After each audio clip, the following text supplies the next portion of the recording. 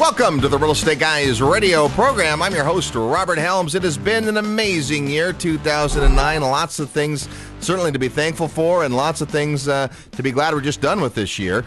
Joining me, as always, the co-host, financial strategist, Russell Gray. Hi, Robert. You know, it has been an interesting year for real estate investors, don't you think? Well, you know the old song, it's the happiest time of the year. There's another word that has that app in it that sometimes reminds me of the year. Yeah, something that also happens. Well, you know, for many of us, we're just happy that this year has been put to bed, right? That it's always great to end in the year, the holiday seasons, and look forward. And one of our favorite times, both you and I, is the beginning of a new year when we have lots of opportunity. And kind of as real estate investors, our mission is to figure out where the opportunity is. And so what we're going to do over the next few weeks is bring in some of the big brains, some of the top folks, some of the folks whose opinions we respect, and get their take on where the market's going. Now the tee up here is nobody has a crystal ball, right? Nobody knows for sure. But when you have people that have experience and have wisdom and have gone through both good times and bad times, they have perspective, and that's the perspective we're going to do our best to share with you, because we think that there's some amazing reasons to be excited about 2010, and there's certainly some great tools you're going to have this year that you haven't had before for lots of different reasons. And the stars have aligned for us today. We have two folks from the Rich Dad camp with us today. Both Ken McElroy and Kim Kiyosaki are going to be on the show today, and we're excited about that. First of all, let's not waste any time. Let's welcome back to the show honorary real estate guy, Mr. Ken McElroy. Hey, Ken, how are you? Hey, guys. What's going on? We are excited about the new year, and we're hoping you are as well. Why wouldn't you be? It's the greatest time to buy ever. Yeah, isn't it? Yes, it really is. Now, it's interesting, as we've gotten to talk over the last couple of months, you guys are always busy, but it seems that now you're really spending a lot of time on markets and acquisitions, and you're like a kid in a candy store. Yeah, we are. We had our best year in 2009. We have really big plans for 2010 and 2011, acquisition plans, and you know, the challenge for us is as always, people. You know, finding the right people, staffing up, and getting ready for you know, all the business we're going to have. Yeah, absolutely. Now, your background, of course, is varied in real estate. You've been involved in real estate development, in property management, but I certainly know that you've got a ton of experience in the apartment market, not exclusively apartments. You guys have done real estate, retail and commercial and so forth. But in the apartment business, it seems to me like in the future, we're going to have more and not less renters. Would you agree? Yeah, there's no question. Yeah, I mean, it's unfortunately there's been unraveling going on, as you know, in the residential side, and still going on, and still going to continue to go on. You know, at least for next year. And as that unravels, there'll be people that will move back into rental housing, no question about it. And of course, it's harder to buy a home, so it's going to, I guess. The word would be restrict people from moving back in with zero down programs like they used to. Yeah, it's definitely a restriction. And also, I think there's people that are just kind of reevaluating their lives and maybe taking a year or two to rent. It makes sense anyway. Yeah, I think that's largely true. I think people are you know, emotionally beat up, and I think sometimes it's just good just to say, all right, I'm going to rent and figure my life out, figure things out, regroup, and yeah, so, you know, whether they rent in a single-family house or an apartment or a condo, I agree with you, and you know, we're excited because obviously all of those things, in addition to the population boom on the Echo Boomer side, and then, of course, the lack of financing for new apartments just mean huge demand in a couple of years. So that's why we're buying so much.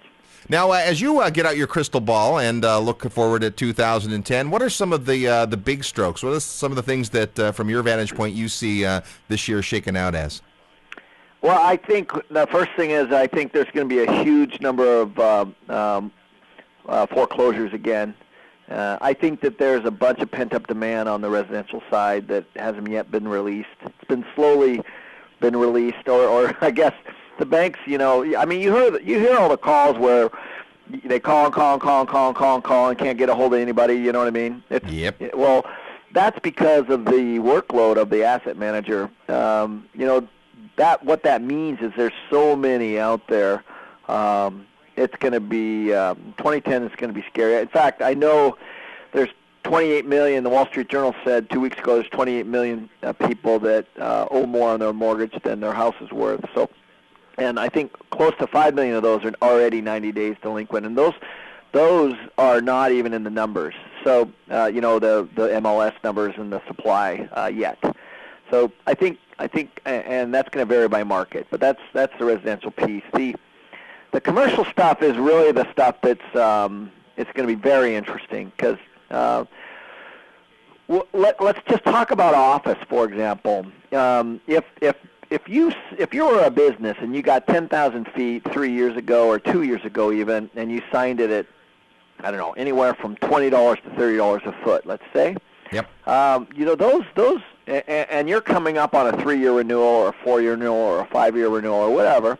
You're renewing at 30-40% less today, right? Yep.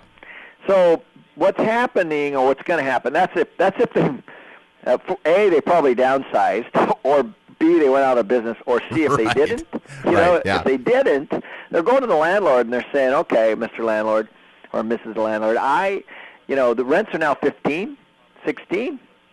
And, if you don't renew me at that rate, I'm going to go next door down the street, and that's what I'm going to get anyway. So, right.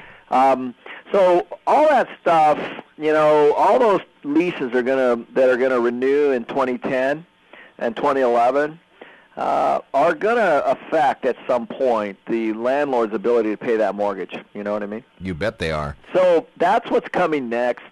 That's if they already aren't in default. That's if that's if like a retail center that lost an anchor, like Circuit City or any of these big TJ Maxx or whatever it might be, Mervyn's, that kind of stuff. On the retail side, those are huge hits to somebody that owns that center, and their ability to carry it through